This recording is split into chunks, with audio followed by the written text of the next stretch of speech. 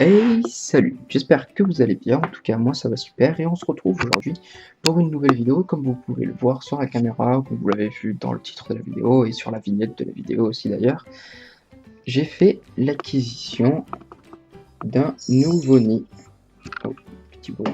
J'ai fait l'acquisition donc d'un nouveau nid. Ce nid vient de Microphone, donc son nom c'est le Orizal MG. Donc c'est une fourmilière à double humidification comme vous pouvez le voir ici, donc c'est 2 cuves, double humidification pour des espèces qui sont grosses, moyennes. C'est-à-dire Campolotus, Messorparbarus, tout ce style de taille, on va dire. Bon, évidemment, on peut les mettre aussi pour des espèces plus petites, mais c'est pas super conseillé. Sachant que les fourmis préfèrent des zones confinées. Alors, j'ai mis dans ce nouveau nid les Messorbarbarus, que j'avais donc qu'on avait vu précédemment dans la vidéo découverte de mes colonies. Je vous mettrai d'ailleurs le lien en description si vous voulez aller jeter un coup d'œil, vous l'avez pas vu. La température est maintenue à 25 degrés, donc c'est à l'aide du tapis chauffant qu'on voit ici. Voilà. Et par moment de la lampe, pour nous éblouir. Alors, donc le microphone, j'ai entendu dire qu'il y a eu souvent des petits soucis par rapport à un microphone. Enfin, je conseillerais pas d'acheter des espèces de fourmis. Avec tout ce que j'ai entendu dire, j'en ai jamais acheté chez eux, mais je conseillerais pas d'acheter des espèces de fourmis. Je conseillerais à la rigueur de prendre des nids, malgré le fait qu'ils soient chers, je les trouve vraiment beaux. Je vais pas se le cacher, enfin personnellement je les trouve beaux, ils sont bien finis. J'ai jamais eu de problème avec eux. Ils sont super bien emballés, donc là je vous montre par exemple c'est le carton, donc à l'intérieur il était bourré à craquer d'espèces de polysirène. Et j'ai reçu aussi, donc c'était un petit carton qui était par-dessus ainsi, posé comme ça, que j'ai découpé pour pouvoir observer au moins l'heure de chasse. Donc on va pas vous faire attendre plus que ça, je vais vous montrer les messeurs, donc elles vont pas être contentes hein, à être à la lumière comme ça. Alors hop, comme vous pouvez le voir, alors de base moi j'ai humidifié ici, ce qui fait que à peu près toute cette zone là a été humide. D'ailleurs on peut le voir ici, il y a un peu de condensation. Alors j'espère que ça focus, voilà. Alors, on voit les messeurs là qui cassent la graine. D'ailleurs, j'aurais peut-être dû leur casser moi-même pour accélérer le processus. Pas trop qu'elles se cassent la tête prennent pas trop de temps à casser la graine, donc c'est pas grave, je ferai la prochaine fois à la rigueur. On voit ici notre petite reine. Ici, je pense que c'est la chambre royale, disons. On voit qu'il y a focus, une nymphe en haut et une larve juste en dessous de l'ouvrière. On aperçoit l'œil un petit peu. Oh, le focus s'il te plaît. On apercevait l'œil de la nymphe.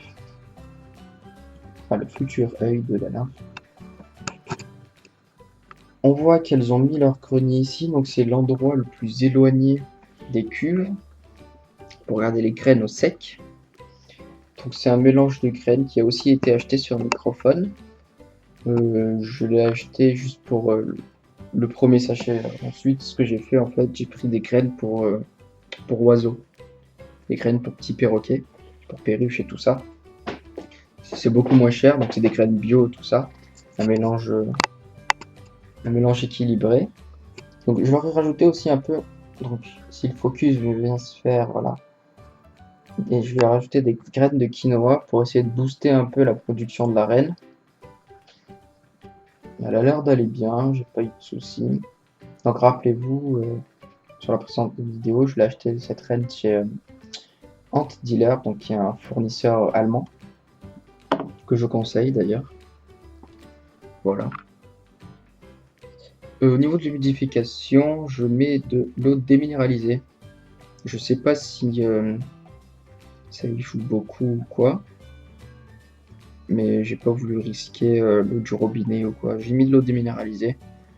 Ça a l'air d'être bien, donc voilà, j'ai acheté un petit bidon de 5 litres, ça coûte pas cher. C'est bon quoi. Donc là oui, je l'avais dit. Hop, 25 degrés. Voilà. Tenue à température, donc avec les tapis comme j'avais dit. Par contre, je suis un peu, enfin pas déçu, mais je veux dire, je m'inquiète un peu sur le fait que bah, j'ai que une larve et une nymphe. J'ai pas, par contre, elle a pas encore pondu depuis qu'elle est arrivée, donc ça fait une semaine. Enfin, une semaine, ça fait un peu moins d'une semaine et elle a pas pondu encore. Je sais pas pourquoi, peut-être le stress et tout ça. Je vais la laisser tranquille, donc pendant 1 ou 2 semaines, on va la laisser tranquille dans le noir, dans un petit coin. On va voir comment ça va se passer. Donc, je pense que à l'avenir, cette chambre-là, ça sera là où il y aura les repas. Donc le grenier, ça sera principalement ces 2 chambres-là, celle-là. Et donc cette zone ici, donc vous voyez, c'est une zone intermédiaire entre la zone, toute la partie humide et la partie sèche. Il y a la reine qui s'y est installée de temps en temps, elle fait des allers-retours là. Ça sera donc la chambre royale, disons. J'ai pris aussi, donc, on peut voir qu'il y a 2 raccords pour une éventuelle extension du nid. Et voilà. Donc c'était une vidéo un peu plus courte que les vidéos précédentes. J'ai pu observer que les vidéos plus longues, c'était pas les plus appréciées forcément, en termes de vues, de likes et tout ça. Donc j'essaye de faire un peu plus court et de m'adapter. N'hésitez pas à liker la vidéo, à mettre un commentaire si vous avez des remarques pertinentes à me faire. Je vous mettrai dans la description le lien de ma page Facebook. Je mets constamment des news sur mes fourmis, sur le montage des vidéos, la prochaine vidéo et tout ça. Donc sur la chaîne tout simplement. Et voilà. Donc je vous remercie d'avoir vu ma vidéo. Je vous souhaite une bonne journée, une bonne soirée et à la prochaine.